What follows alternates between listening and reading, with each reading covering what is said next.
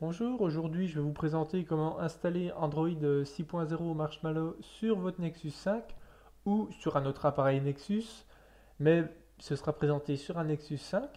Donc la première étape pour installer cette nouvelle version, c'est de déverrouiller votre bootloader. Donc je ne vais pas représenter dans cette vidéo comment déverrouiller le bootloader ou encore installer l'environnement sur Windows. Donc afin de le faire, je vous ai mis un petit lien dans le descriptif.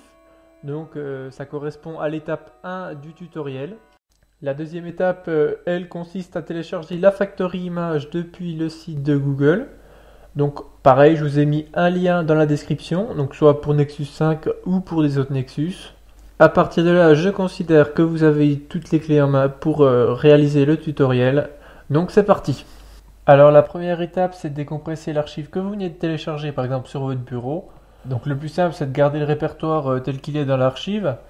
Donc techniquement, il s'appelle Amereed MR58K. Et ensuite, nous allons ouvrir un invité de commande et nous placer dans ce répertoire. Par exemple, si vous l'avez placé sur le bureau, cd, c, user, username, donc votre nom d'utilisateur, desktop, Amereed MR58K. À partir de là, donc si vous avez suivi mon tutoriel pour déverrouiller votre bootloader, vous n'avez pas besoin de retester la connectivité avec votre smartphone. Sinon, il va falloir taper la commande adbdevice pour être sûr que votre smartphone répond et que tout se passera bien. On redémarre avec un fastboot reboot bootloader. Maintenant, techniquement, votre smartphone il est prêt. Donc dans le répertoire que vous avez décompressé, il vous suffit de faire un double-clic sur flashall.bat. Bon, si je ne vous le montre pas, c'est qu'il y a un petit problème avec cette commande. Donc je vais vous montrer plus en détail comment on installe cette fameuse image système. Donc l'étape suivante maintenant, ça va être de décompresser l'archive qui se situe dans le dossier que vous venez de décompresser. Donc c'est-à-dire image Amereed MRA58k.zip. Donc vous décompressez le contenu de ce zip dans le même dossier exactement. Une fois terminé, on va passer aux choses sérieuses. Donc dans le CMD, cette fois-ci, on va taper les commandes nécessaires. Donc on va commencer par la commande fastboot flash bootloader et le nom du bootloader, du fichier bootloader. Donc bootloader Amereed HHZ12K IMG. Ensuite, une fois que ça c'est fait, on va faire la commande fastboot flash radio et le nom du fichier radio, donc radio Amereed M897 4A 2.0 50 227 IMG.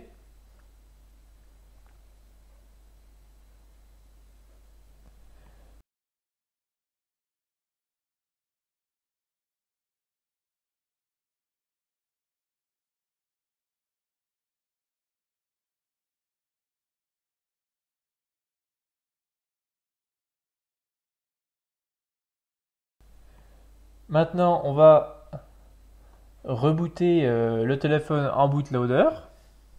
Donc avec un fastboot reboot bootloader. On va maintenant flasher le recovery. Donc un fastboot flash recovery, le nom du recovery, donc c'est recovery.img.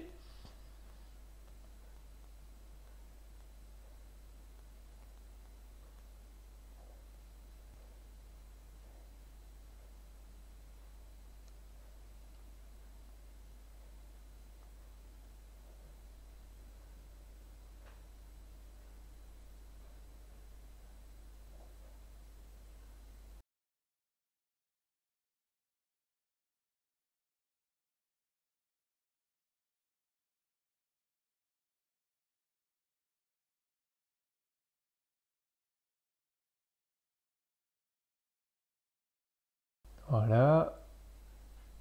On passe maintenant au flash du boot. Donc un petit fastboot flash boot.img.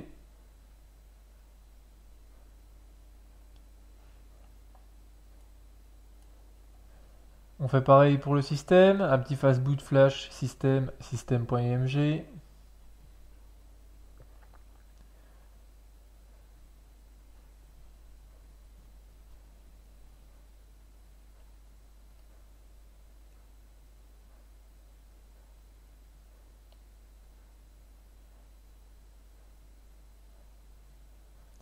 Alors ça c'est une étape qui prend un petit peu de temps.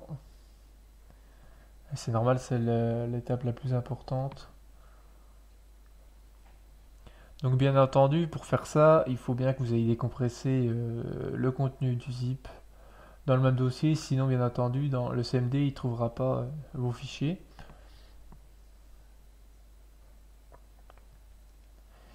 Si vous éprouvez aussi des difficultés par rapport à l'exécution des commandes fastboot à DB device, c'est parce que vous n'avez pas rajouté le chemin dans le pass. Donc je vous invite encore une fois à regarder ma vidéo sur comment déverrouiller votre bootloader qui vous explique tout ça. Et ça coûte rien de le faire.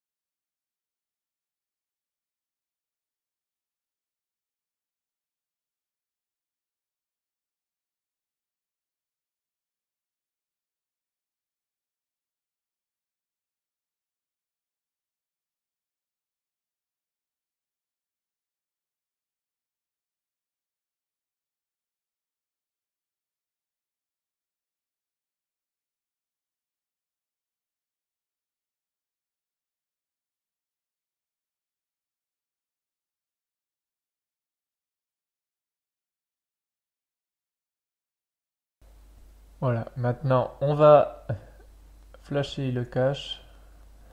Donc on fait un fastboot flash cache et cache.img.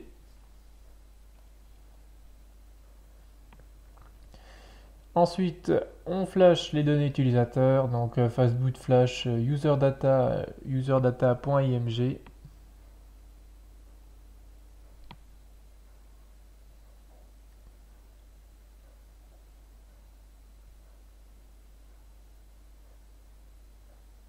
Bien entendu, vous perdez vos données utilisateurs.